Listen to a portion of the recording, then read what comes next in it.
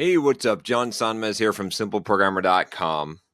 So I'm doing a video here based on a Reach Me request that I got that is going to be kind of detailed for real estate investment. So this is going to be a little bit long, but I'm going to try and actually break down some of the costs and some of the benefits involved in investing in real estate and why it's the most beneficial investment that you can do. So if you're really interested in real estate development or investment, you're going to find this pretty useful. If not, you might find it kind of boring, but I think everyone should be educated on this. This is one of the reasons why I consider real estate to be the best investment. So I'm going to try and break this down and give you some ideas here. I'm going to be not extremely detailed with the numbers just because there's a lot to calculate here, but I'm going to give some general ideas here so that you can get an idea of what we'd be looking at in terms of real estate. So this also, by the way, comes from reach.me. You can check out, I'll put a link here, or it'll be in the description as well. You can check the card if you want to send me a question on reach.me. Some of these I do YouTube videos on, there's different prices on this. So this is a good way to get me to answer a question for you, especially if you don't mind it becoming a YouTube video where I can get multiple purpose out of it. So anyway, let's go on and let's look at this. This is a pretty big document, pretty big question, but I think it's a pretty good one, right? Because it goes over a lot of the problems I think people have with real estate. So, hi, John. I've been having a really hard time accurately calculating the total ROI that real estate brings and need help figuring this out. You've mentioned that real estate can get over 20%, so 20% return, and I just can't see that. I would like the analysis from you to be as detailed and accurate as possible. I plan on using the information to write a program where I can input different variables and it calculates the ROI for different real estate properties I'll look at. That way, I can use the program to simulate different variables and build an intuition for spotting good deals. I will then hopefully eventually be able to use this program to analyze whether I should buy a given property. When making this video, could you do a screen share of yourself with either a Google Doc or Google Sheet and then share that document with me? I do know at a high level, real estate has 4 things working for it: gain in equity, cash flow, appreciation, and then tax benefits. But I need some concrete numbers here. I've been unable to show concretely with math that real estate is better than, let's say, investing in an index fund. You can adjust the following assumptions as you see fit. So he's got some assumptions here. House is on the market for $105K. You're able to get it for $100, which that's about right. I think I would probably be trying to get something at least 10% below market value, but that's a decent number, okay? Your rent is $1,200 a month. You get a mortgage for $80,000 a year and put 20% down, so 20% down payment. Your mortgage interest rate is 5%. Mortgage term is 30 years. The house will appreciate on average 2% per year. So that's a little bit low. Since World War II, average appreciation has been about, I think it's 5.5% or somewhere around there. But that's okay. We could use that. It's a very conservative estimate. The rent will appreciate on average 2% per year. Again, this would just be inflation at this point. So that's a very conservative estimate. So we could use those numbers though. It shouldn't be that much of a difference. You're going to get a better result than what I'm going to use when I use these numbers. So remember, real estate is a hedge against inflation. So this is going to show how that works. So let's say that after the mortgage, vacancy, repairs, capital expenditures, etc., you're getting $155 a month in cash flow. I will shoot you another question on how to accurately calculate monthly cash flow. By the way, if you're wondering how to accurately calculate monthly cash flow, I do have a real estate course called Simple Real Estate Investing for Software Developers.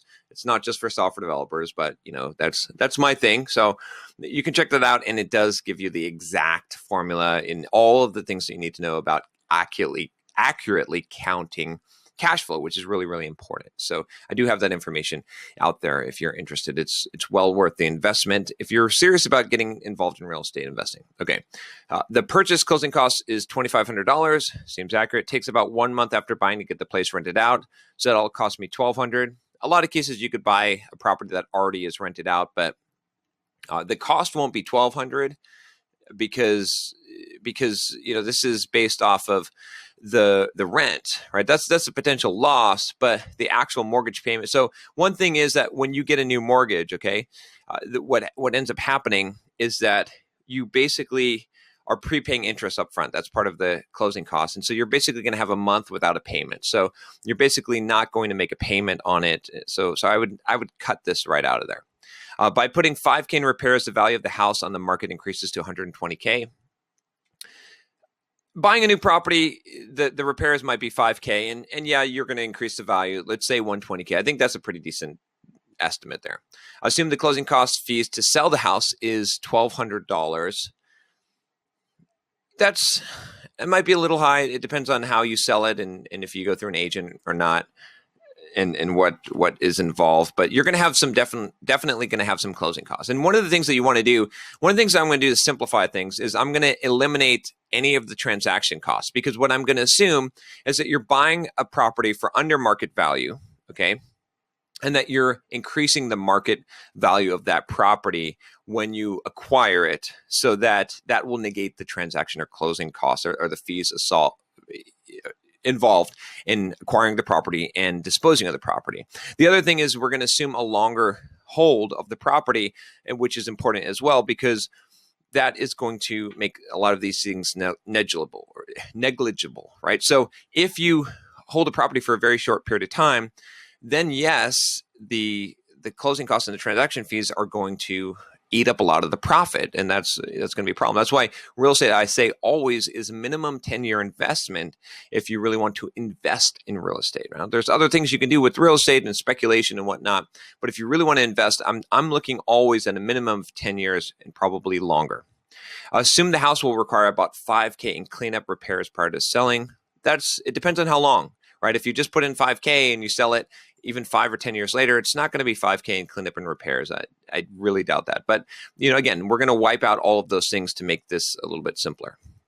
So he says, okay, the main question, how would you analyze this information and data to get the total ROI each year you hold the property from 1 to 30?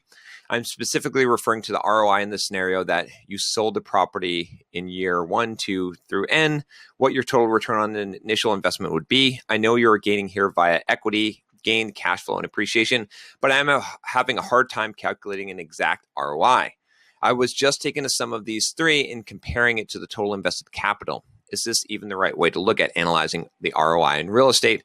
If not, how would you go about analyzing this? So there's definitely different ways to analyze this, but that seems pretty accurate. You add up essentially all of the things that you're making money on, right? How much money, essentially it comes down to this, how much money do you have on the investment, right? At the end of the day, when you sell the property and you've calculated everything that you've gained from owning that property, how much more money do you have? That's your ROI, right? And it's going to change year by year, right? Because as you hold a property for a longer period of time, the ROI is going to start to diminish, simply because you're not going to be getting the maximum leverage on your money, if that makes sense. But it's still going to be pretty high. What other forms of ROI should I be looking at when analyzing deals? 2, how would you include tax savings into the ROI above? I'll cover that in a minute, but essentially it depends on what your tax bracket is. The higher your tax bracket is, the better that depreciation is going to be on your bottom line as far as real estate investing, okay? So if you're in the high, 33, 35% tax bracket, whatever it is now, the depreciation that you get, the deductions off of your expenses or your income is going to be worth more. It's going to be worth 33 or 35% or whatever the tax bracket is, and that's going to be worth more value to you. But if you have a lower tax bracket, it's not going to be worth as much. And there's some restrictions on this and some limitations here, but we're going to try to keep things simple. Do the assumptions I made look reasonable? We talked about that. If not, feel free to comment on why they are not accurate and adjust the numbers in this example as needed. What other variables should I be accounting for when doing this calculation? There's really not other variables here, except for, I would say, I suppose, each one of these is a lottery ticket, right? To some degree, your appreciation could be 10% per year, right? It could go up a whole lot, right? There's a lot of things that could happen when you've got this lottery ticket. Now, investing, you shouldn't count on that, but it is an option. It is something that could happen, right? I've had a lot of properties that have accelerated in value and gone up quite a bit in a short amount of time. And so there's always that. So, okay, so let's take a look here. Let's try to get a spreadsheet. I already started this here. So we're just going to make things simple, okay? So house value, we're going to start it out at 100,000, okay? We're not even going to do, 120. because I'd rather just keep this simple. So let me take all these columns here and let me make them all numerical columns if I can. Where is the dollar thing? Okay, so it's currency. Okay, so what we're going to do here is we are going to calculate the appreciation on the property. So we'll do it here. So let's do a formula here. So we'll say, let's see, B2 times 1.02, right? That's a 2% appreciation, okay? So I can take this now and I can just go, bam. Hold on. I can take this and I can go, bam. And we can see what is likely to happen in 30 years. Now, I can tell you here, for example, that this is very inaccurate, right? So we're going to probably adjust this actually, because look at this.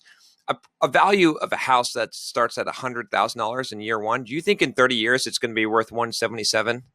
No, it's going to be worth a lot more than that. It's going to at least double in value. And I'm talking from experience, from having held property for almost 30 years and knowing how much that those values go up. So, I mean, we could look this up, like, average, just so you know, I'm not bullshitting you, average real estate appreciation since World War II. That's the number we use simply because things were a lot different economically before then, right? Okay, so Investopedia. Okay, so basically historical real estate prices, bubbles and beyond, and there's okay, so National Association of Realtors seem to support the theory of endless rising prices. The chart below tracks median prices from 1968 to 2004 and shows an average yearly increase of 6.4% without a single decline during the 36-year period. Okay, so and it's got some other data. Unfortunately for homeowners, 2004 was the last year of healthy growth numbers before the market flattened. By 2006, the NAR data showed just a 1% increase. After that, the market experienced an unprecedented decline, right? We remember that. Nationally, prices fell in 2007, then fell, and so it's fallen down again, right? Of course, but you can see what these increases in percentage are. And still, we're looking at something bigger than 2% here. So, I want to get the exact number here, but it's going to be a little bit difficult to. So reality, let's see, there's a lot of information on this, but what I really want is a really good. Okay, here we go. 100 years of inflation adjusted, housing price history, blah, blah, blah. Let's go ahead and look here and see what they've got for numbers. I've looked this up many times before, so I want to see here. So, okay, so, housing prices after World War II. So we've got some data here, but it's not giving us an exact percentage here. That would be nice to have.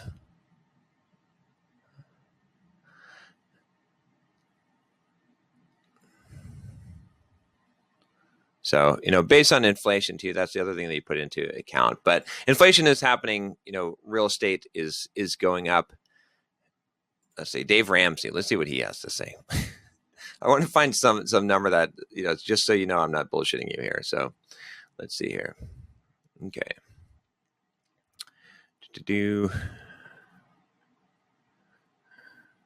Yeah, no one wants to really give a number. I've seen this quoted in books before.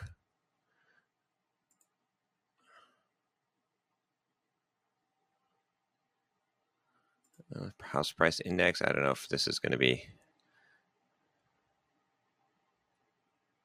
quite what we're looking for.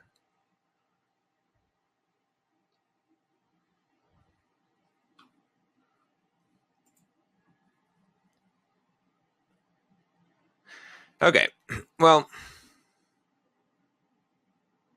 let's see if this one is okay.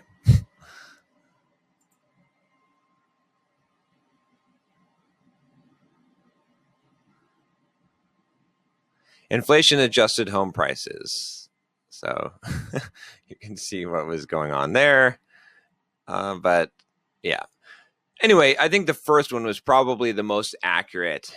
And, without going too much into a rabbit trail here, let's assume something a little bit better than 2%. Let's say a 5% on average. This would include inflation and whatnot. So you can see that if you've got 5%, that you'll be at 182,000 after the 30-year period, which again, this is probably on the lower side, is probably a little bit better than that.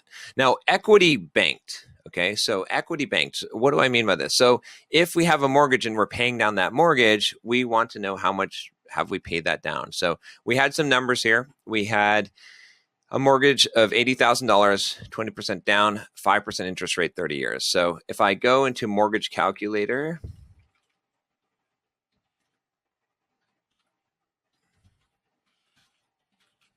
excuse my not being able to spell amortization. So, okay. So let's look at this amortization schedule. So let's say that the mortgage amount is $80,000, okay, 30 years, terms, interest rate is 5%. It'll probably be less, right? So if we put today's rates in, I think that's what it defaulted to. But let's just, calculate here. And then, so your monthly payments are pretty low. So your cash flow actually might be a little higher on this, but we can just assume the numbers here. So we can see here the payment and then the principal. So what we care about is the principal here, right? How much principal are we paying in each one of these cases? And so I'm going to make things simple here, right? Because we're looking at yearly principal pay down, right? And this number is going to change over time. So it's going to be a little bit difficult to calculate this on a yearly basis, right? So let me see if there's any good way to, this becomes a trouble here. But if you assume that, for the first year, you're paying off about what looks like $100 a month, right? For the second year, it's like, it's going up to eventually becomes like 105, right? This starts to accelerate.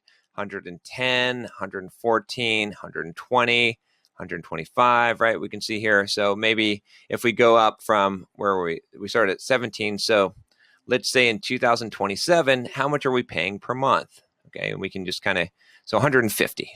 So what I'm going to do is I'm going to make things a little bit simple, okay? And I'm just going to do it every 10 years. So we're going to say that the equity banked, right, and this is going to be on a conservative estimate here, is going to be $1,200 per year, okay, on the first years up to 10, okay, and then after that we're going to calculate equity banked, and we're going to say it's 150 per year, right? So if we said 150 times 12, we'll do 1,800. So let's take 1,800 and we'll take that down to year 20. And then let's go ahead and see what 21, what happens there. So it accelerates, by the way. So if we go to 2037, what we're going to find here is that now we're paying equity payments of $250 a month, right? Okay, so principal of 250. So again, we can say 250 times 12. Oh, we need to do a formula. 1,000. Okay, so add that up here. Now, here's the thing about this. This is going to be on the low side, right? Okay, so now the other thing we need to do is we need to calculate depreciation. So depreciation, basically with real estate, we can look this up here. Real estate straight line depreciation. Just want to give you some accurate stuff here. So this is commercial property. Let's put, here's some basics. Rental home investors. Okay, so commercial property, but we want to look at, okay, so structure depreciation. Currently, the IRS allows you to depreciate the structure of a rental property over 27 and a half years. You must subtract out the realistic land value as land doesn't depreciate. So just as an example, an extra annual deduction, assume that you have a structure worth $180,000, divide that by 27.5 to get $6.54. That's your annual depreciation. That's not I think, oh, are we looking at a European site here? I don't know here, but $180,000 divided by 27.5 is 6,545. Okay, so 6,545. Okay, so that's basically what we're looking at here. So let's go ahead and do that. Okay, so what we're going to do is we're going to take the house value. Okay, and what we're going to do is we have to depreciate it from the initial value. So we're going to say that this house, that the structure value in this case is worth, let's say it's $90,000. Okay, so I'm going to put in 90,000. Now the reason why I'm putting in 90,000 is simply because we know that the property is actually worth more than that, right? Because we know that it's probably actually worth 120 is where we're starting at, right? But we're making these numbers simple. But let's say that we have $90,000 divided by 27.5. Where's my math here? It's probably because I have a dollar sign here. So 90,000 divided by 6. Okay. So that's our annual depreciation on the property. It's straight line. So that means we just go smack, right? And then we get that amount of depreciation every single year. Okay. From the value of the house. Now we have tax savings due to depreciation. This depends on the tax bracket. Okay. So let's look at, US tax brackets. Now, I'm gonna show you, right? Now this might change. Maybe Trump will change some of this, but we've got a 39.6%. Not everyone is falling into that, okay? And if you're married, right, then you've got bigger numbers here. But let's assume that, I mean, if you're making really good money and you're making money in real estate, maybe you're on, a lot of your income is at the 33 or 28%. So I'm going to use 30% just to make this, a decent number that will work for most people and be somewhat conservative. So what we're going to want to do here is figure out 30%. Okay, so what we're going to do is we're going to take equal D2, and we're going to multiply this times 0.3. So that's your actual savings, right, out of pocket every year here for depreciation, okay? Then we've got cash flow. Now we had cash flow set at 120, but we have this increasing by 2% per year. Let's make this the same as what we had here, which was this 1.05%. So we're going to take, because again, if we just kept up with inflation, I mean, the thing is, it's hard to say, but on average, I mean, let's give a 3% number. Let's be conservative here, okay? Let's be really conservative. But on average, that what's going to happen for sure is that the rents are going to keep up with appreciation. Usually, though, the rents are going to excel past appreciation, or sorry, inflation. But usually, they're going to excel past that simply because housing becomes more scarce as you start building more houses, right? And it becomes more in demand, and especially if you have a good location. So I'm actually going to probably do 4% here on average, which I think is pretty decent. Okay, so we're going to do formula 1, or we're not 120. We want to do F2 times 1.04. Okay, so this is what our cash flow is going to increase, okay? Because nothing else is really going down at this case. And then, I mean, taxes are going to go up, and there's certain things that are possibly going to happen. Insurance is going to go up, but on average, like, our cash flow should be improving about that much, okay? So that's pretty much it here, right? So what we're going to look at now is some of these totals here, right? So, and we can look at them at different points, but let's start with the 30-year, okay? So let's figure out what our totals are, okay? And we can actually do 10-year total, 20-year total, 30-year total, okay? And so we just want to calculate what we're actually getting banking money-wise. Again, we're not paying attention to the transaction costs and whatnot, because we're assuming that ends up being a wash because of the value that you put into it, right? There is some of that, but in general, we're assuming that to be a wash. So what we want to do here is we want to put in a formula. We want to say basically B2 through, or we want to do sum of B2 through, say, B11. Okay, so that's our total What do we got here? Actually, we don't want to do a sum here. What we want to do is we just want to do is simply take what is at after 10 years. So first year, so this would be actually like year 11 would be 10 years, right? Because that'll be actually 10 years of holding it. So we want to do something like this: B12 minus B2. Okay, that's our profit. Okay, and if we want to do this for this other one, let's copy this down, and we're going to say B22 minus B2. That didn't quite work. What do we got here? I don't profess to be a spreadsheet expert here, so B22. Okay, so that, and then if we look at the 30-year total, it's actually going to be a little bit higher than this, right? Because in fact, we should just draw this down one more, because we're not zero indexed here.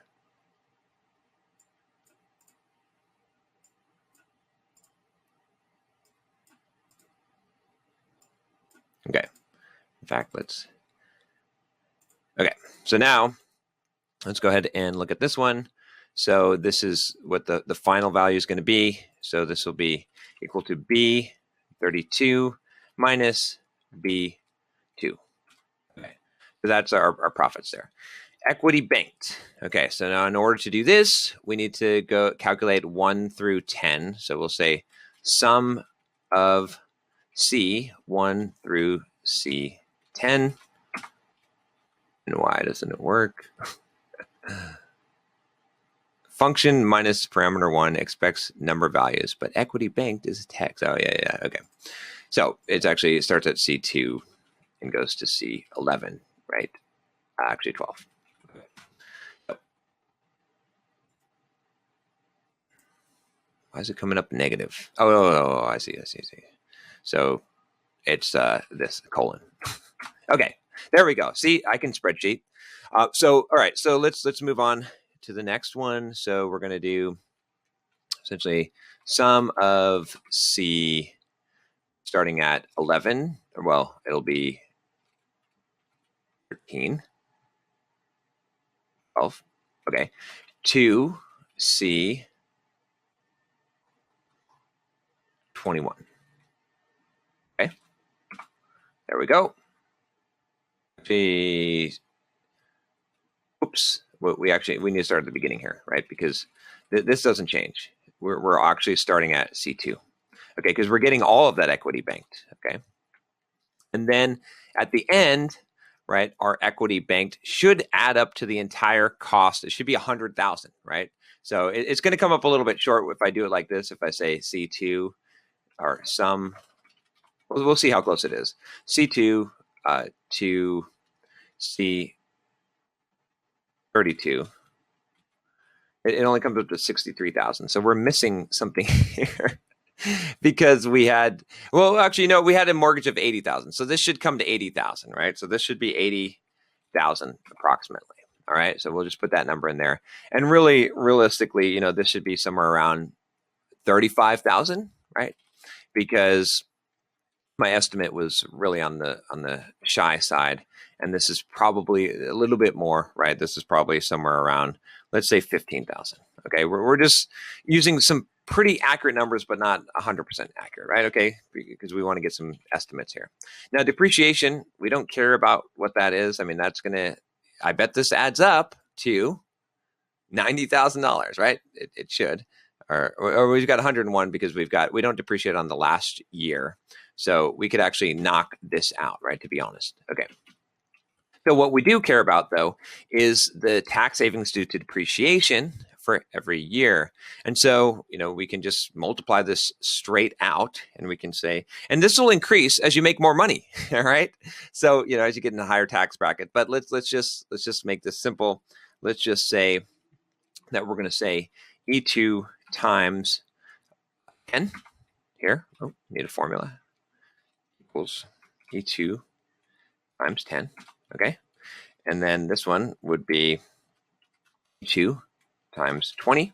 So 20 years. And then we'll say equals E2 times 30. Okay. Then we've got the cash flow here. So we can add this up.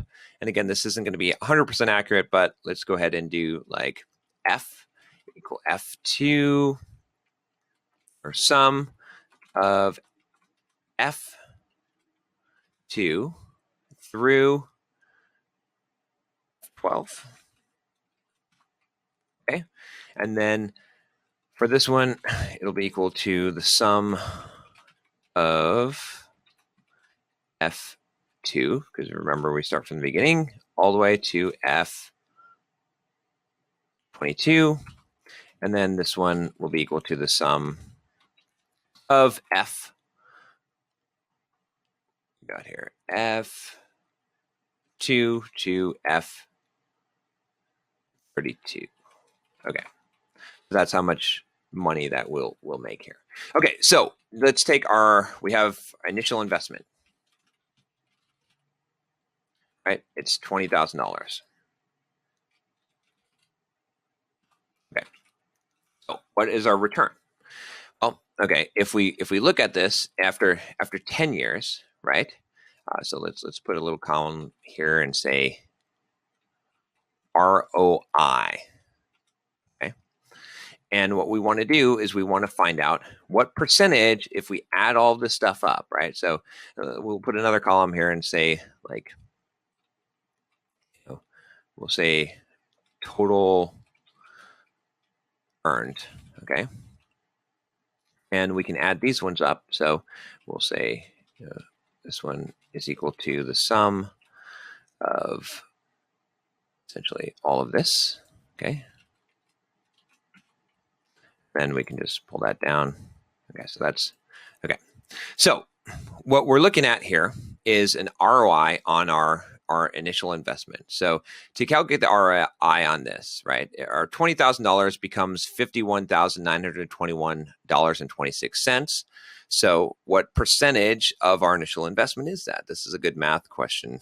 I always have trouble with these ones. So what we want to do, I believe, is we want to take G34 and we want to divide that by B38, our initial investment. Okay. So that is, I believe, 259%, because this is a percentage. So we want to say times, or how do we express this as a percent? It'd be times 100, right? Or parentheses in here. Okay. Times 100. So, and then we can say, hey, you know what, ROI is a percent. And now we don't need the times 100.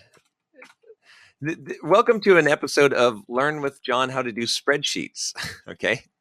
So that's 259%, right? This makes sense, right? Because if you doubled it, it would be a 200% gain. And we've done more than double it. We've gone 259% is our return on investment. So we could divide this up over 10 years. Okay, so per annum. And again, these are rough numbers, right? This is not the actual, but this is roughly what you're getting in a 10-year time period. So then, you could take H34 and divide that by 10, and that's approximately how much percentage that you gained per year. 25.96%. That's at a 10-year holding. So again, this is why I say real estate is above 20% return on investment. And then these are pretty conservative numbers. If you have better appreciation, which is very likely to happen, right? You'll get much better numbers and whatnot. And, I probably was really conservative on the equity banked, right?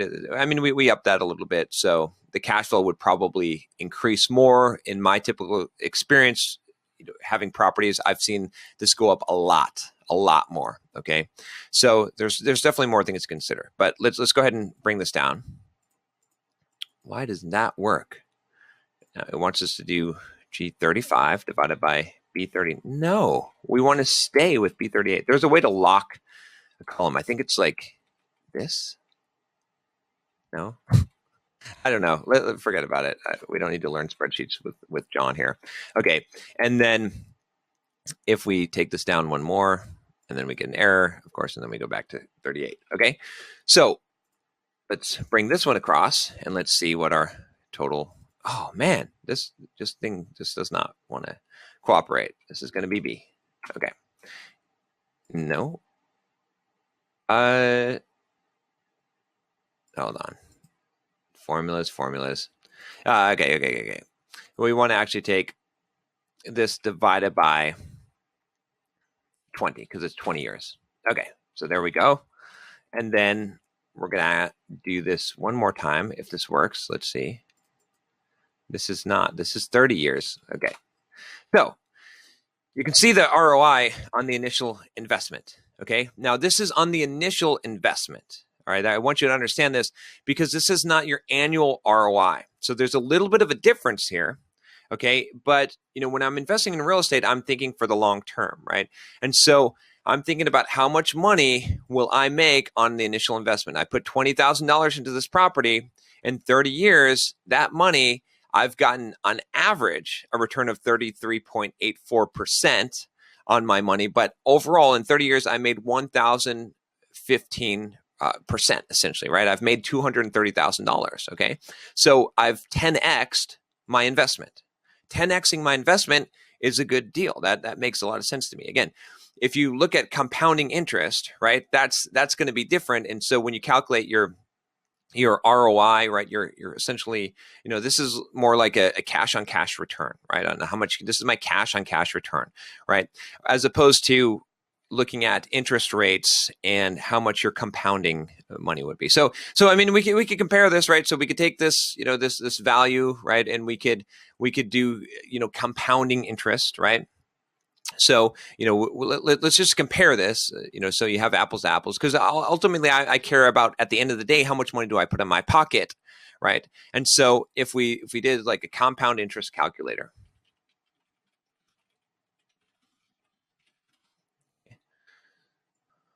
See, I'm Money Chimp. All right, so we have $100,000, okay? Additional addition? No, 0. Years to grow, 30 years. Interest rate. Okay, so what is the stock market going to get you? Let's be realistic here, right? Investing in an index fund. I'm going to say 5%. Okay. Now here's the thing. Here's the difference here. Okay. I want to point this out as well. When you make money on real estate here, you've got expenses, right? You're going to actually probably, and I'm not even calculating this into the equation. Okay. So this is one thing I've actually left out. Okay. So I want you to know how accurate this is, what I'm showing you here. One thing that I actually left out was the fact that you're probably showing a loss on paper on this property for a large amount of the time. Okay. What this means is that you're going to have additional tax savings, right? So why is this? Again, this could be a really long video if I try to get into all the nitpicking details here, but I'm going to give you kind of the explanation here. Okay. So when you have a property, okay, and you pay the mortgage interest on this, right? Because you're paying this payment on the property, okay, and you're paying it every month. When you pay the mortgage interest on it, you deduct that mortgage interest, right? That's an expense against the property. It goes right against the actual cash flow or the income that you're making from the property, right?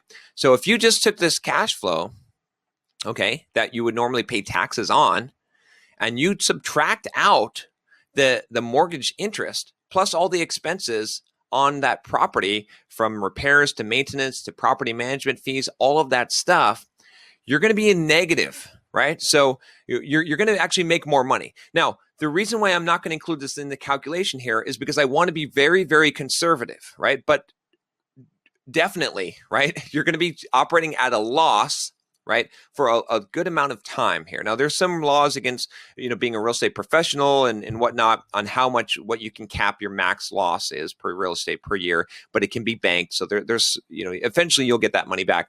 But essentially, if you understand what I'm saying, is that when you file your taxes, right, you're going to have all this income that you're making from real estate, right? This is what your positive cash flow is per month, but you're not going to pay taxes on this. In fact, you're going to be showing a negative balance, right? Because if we took this 120, right, just let's say in the first year, and we said, okay, what is our mortgage payment, right? We had our mortgage, rent was $1,200 a month. We didn't have the mortgage payment on there, but I forget what we said our total mortgage payment was. Okay, but let's say that in this case, the principal part, or it was like $400 or $500, I think, right? Okay, let's say $500, and then we were getting equity of $100 a month. Okay, so we're paying maybe $300 to $400 a month in principal. So let's say that you're paying, let's be conservative, let's say $300 a month in principal. So we multiply that times 12, okay, right? So that's $3,600 a year in principal. Okay, so the cash flow. Oh, you know what? I just realized something. Wow, I screwed this up. Do you guys see where I screwed this up? It's a good thing we had this little discussion here. I'm estimating the cash flow per year. This is the cash flow per month. This is the cash flow per month, baby. So what does this mean, right? This should be, okay, this should be equal to 120 times 12. How does that affect our numbers? How are we looking now? We looking good now, right? I can't believe I screwed that up so much there, okay? So, yeah, okay. And this balances out a lot with what I was just about to talk about, but wow, I can't believe I screwed that up. So, okay, so look at this now, right? So now let's look at those numbers. Man, this makes the numbers change quite a bit.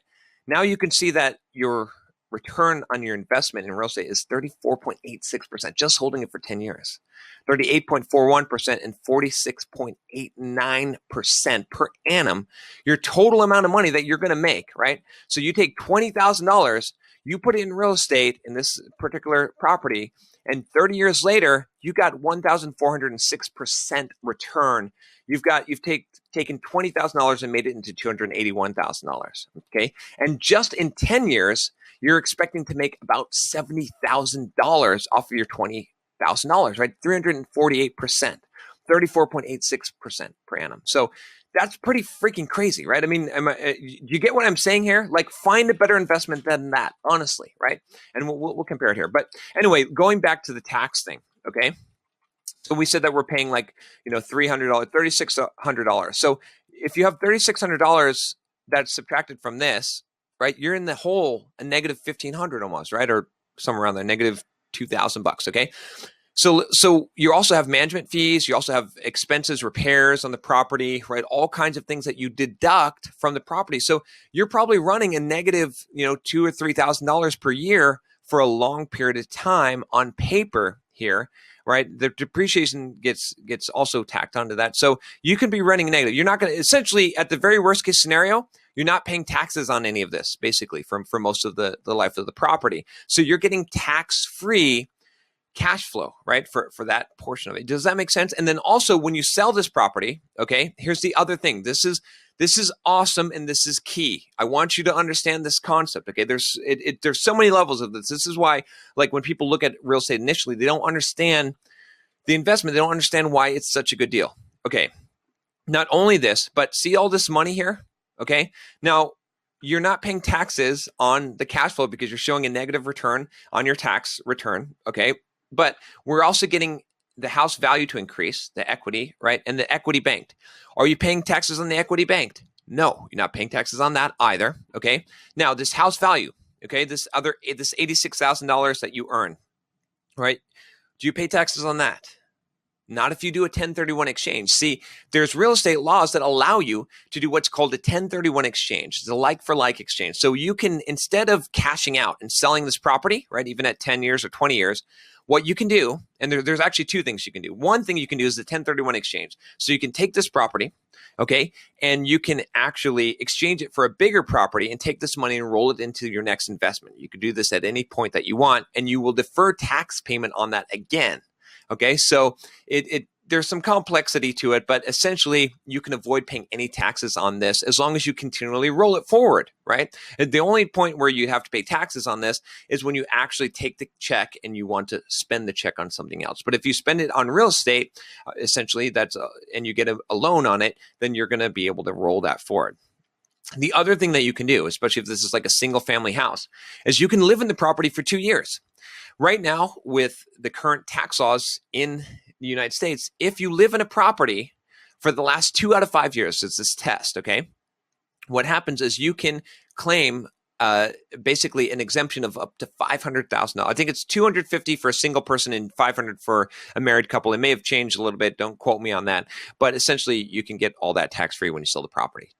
Last 2 out of the 5 years, you have to use it as a primary residence. So that's another option for you there. So this is crazy. This is crazy return. So let's go back to that compounding interest, and let's say that we said 5%, right?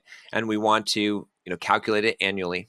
So your future value is $432,194.24 in 30 years, okay? So that seems like a lot, but there's a few things that are wrong with this problem here, okay? So we said 432,194.24 versus if you did real estate, oh wait, you're actually making less, 281, almost the same amount, but it's less, right? What percentage of your $100,000? Wait a minute. We've got a problem here. Do you see the problem here? You don't get $100,000. We didn't. Okay, what did we invest in real estate? We invested $20,000, not $100,000. Okay, so if you just took your 20, you see what I'm saying, right? The property value may have appreciated, right? But you've leveraged money from the bank. 80% of the money that you're gaining all this money off of and interest on came from the bank. It didn't come from you. Okay, so we have to actually adjust this, and we have to say, well, what if we had only $20,000? That's what we invested here. We invested $20,000 in real estate. We didn't invest $100,000. We bought a property worth $100,000. Okay, the bank lent us 80%. Now we calculate, oh my, what a crappy return, right? I mean, 30 years of compounding interest, right? Warren Buffett, Einstein, okay?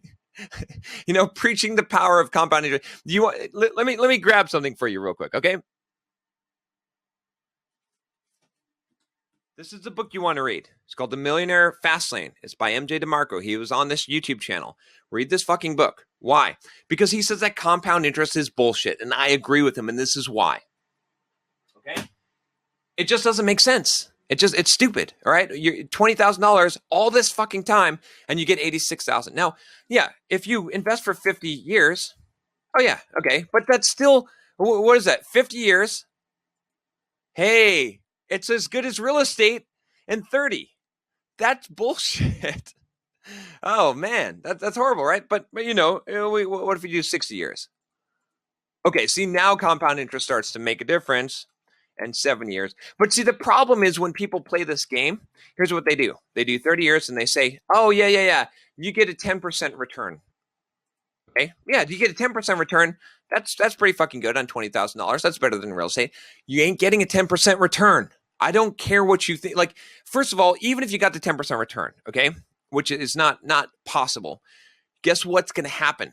30% of that is going to go to taxes, and you're going to pay taxes on that. So you can't compound that whole thing, right? You get 10% return on $20,000, you get $2,000.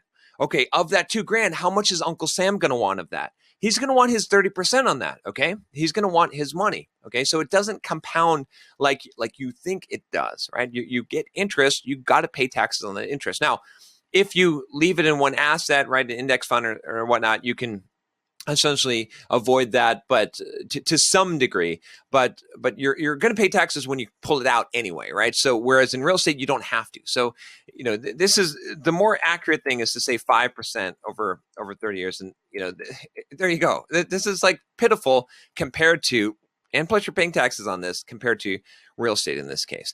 And like I said, I did a really conservative estimate. I mean, you could have a lot higher cash flow, right? You can find deals that are much higher under market or much more under market value. Just to give you an idea, I just want to give you an idea of a deal I actually did, okay? That wasn't very hard. I bought a property for $75,000, okay? Now, when I bought this property, what I was able to rent the sucker out for was $1,200 a month, okay? That's pretty fucking good, okay? Right? So even, I didn't have a mortgage on it. I actually paid it cash because it's still a good investment even paying cash. But if you see here, I was basically cash flowing, right? I mean, if I did have a mortgage on this small amount, it wouldn't be much at all. I could put 0% down. I could put, 10% down or something like that and have a second mortgage or pay mortgage insurance and still cash flow on the thing and have an even higher leverage, right? If we put, some of my initial properties that I bought, I didn't put 20% down on a $100,000 house. I put 10.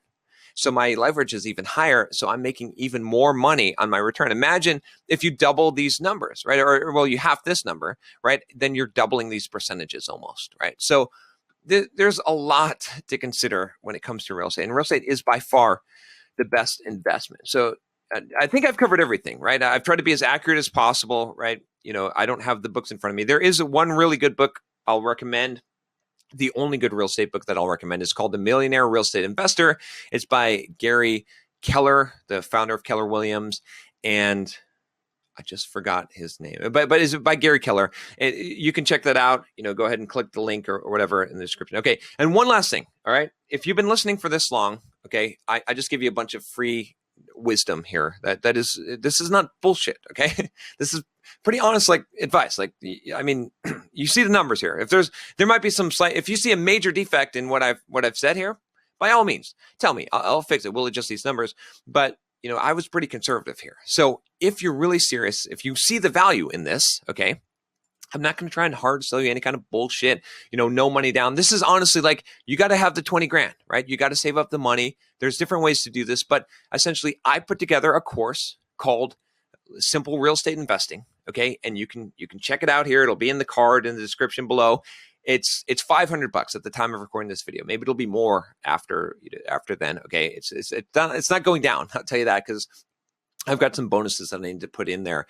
But if you're serious about this, it's well spent money, okay? Because you're going to see exactly how I do, beyond this calculation, how I actually calculate how a property cash flows, how I evaluate properties, how to get property management, how to get insurance, how to do mortgage loans, how to evaluate those and not get ripped off.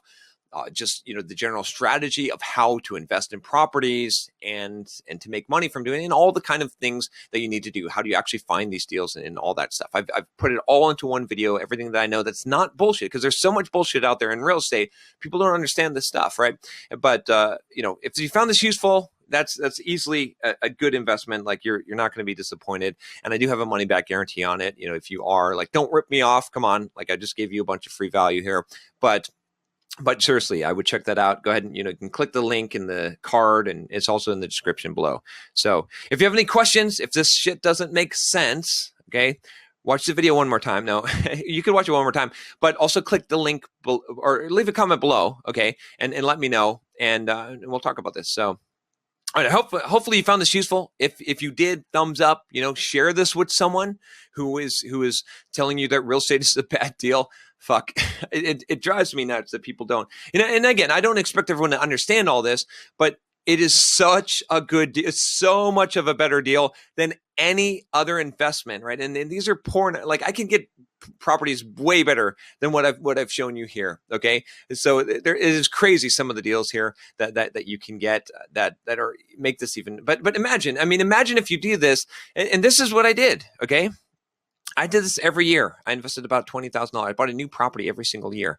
Imagine if you do this for 15 years. That's how I became a millionaire. Okay. That's how, right? And I'm keep on making money, right? And I even paid off all my properties, which is, I'm not even benefiting from leverage, and I'll just keep on growing in wealth. And as I keep on investing, I'll be decamillionaire real soon. And then you can be a centimillionaire, obviously, in 30 years or so, if you really hit this hard, especially if you take advantage of 1031 exchanges. So, definitely becoming a millionaire, easy, fucking easy for just about anyone with a decent salary who saves their money and invests in real estate every year. It's just so easy as long as you know some of the basics of it. So, all right, that's all I got for you today.